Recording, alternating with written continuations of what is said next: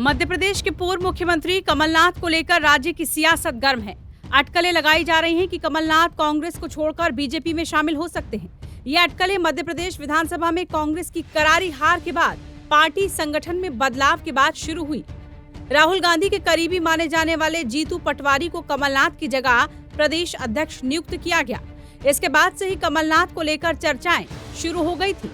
इन अटकलों को बीजेपी के मध्य प्रदेश अध्यक्ष वीडी शर्मा के बयान ने और तेज कर दिया। कांग्रेस नेता कमलनाथ दिल्ली एयरपोर्ट पर पहुंचे हैं। कमलनाथ के साथ उनके बेटे नकुलनाथ भी हैं। दोनों नेताओं के भाजपा में शामिल होने की चर्चाएं तेज हैं। इससे पहले बेटे नकुलनाथ ने अपने सभी सोशल मीडिया प्लेटफॉर्म के बायो से कांग्रेस पार्टी का नाम और लोगो भी हटा लिया है। बीजेपी ने भी कमलनाथ के पार्टी में शामिल होने के संकेत दे दिए हैं।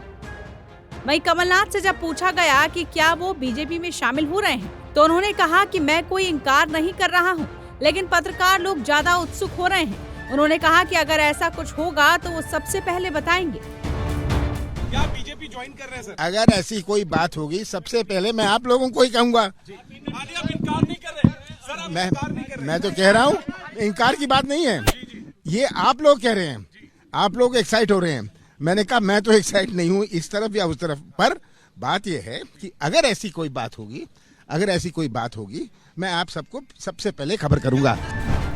वहीं कमलनाथ के बीजेपी में शामिल होने के सवाल पर दिग्विजय सिंह ने कहा कि कल रात मेरी कमलनाथ से बातचीत हुई है। वो छिंदवाड़ा में हैं और ऐसे व्यक्ति हैं जिन्होंने अपना राजनीतिक करियर नेहरू गांधी परिवार के साथ शुरू किया था, इसलिए उनके बीजेपी में जाने की बात गलत है। ये कोई पलायन नहीं है। एक बात सुन लो, छिंदवाड़ा में है कमलनाथ जी तो जी ये तो आप लोग जो है ना, जब तक सनसनीखेज ब्रेकिंग न्यूज नहीं दोगे तो कौन देखेगा, कौन छापेगा। तो इसलिए ब्रेकिंग न्यूज के चक्कर में मत रहो। मेरी कल रात को कमलनाथ जी से बातचीत 10:30-11 बजे हुई है। वो छिंदवाड़ा में है और जिस व्यक्ति ने अपने राजनीतिक जीवन की शुरुआत नेहरू गांधी परिवार के साथ, उनके पीछे साथ में खड़े होकर उस समय लड़ी थी जब पूरी जनता पार्टी और केंद्र की सरकार इंदिरा जी को जेल भेज रही थी। उस आदमी को आप कभी उम्मीद भी कर सकते हो कि ऐसा आदमी कभी कांग्रेस और सोनिया गांधी जी के परिवार को छोड़ के जाएगा, इंदिरा जी के परिवार को छोड़ के जाएगा? आपको उम्मीद भी नहीं करना चाहिए। पहले भी कमलनाथ के बीजेपी में जाने की अटकलों ने जोर पकड़ा था, लेकिन उन्होंने बीजेपी में शामिल होने की खबरों को निराधार बताया था। माना जा रहा है कि कमलनाथ राज्यसभा जाना चाहते थे, लेकिन कांग्रेस ने उन्हें टिकट न देकर अशोक सिंह को उम्मीदवार बना दिया।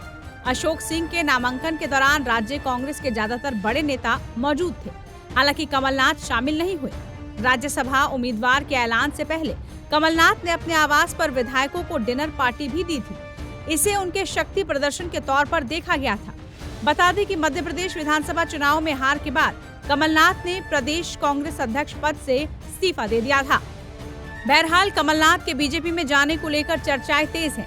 ऐसे में देखना यही होगा कि इन अटकलों पर विराम लगता है या फिर बीजेपी का कुनबा बढ़ता है। टाइम्स नाउ भारत डिजिटल की रिपोर्ट।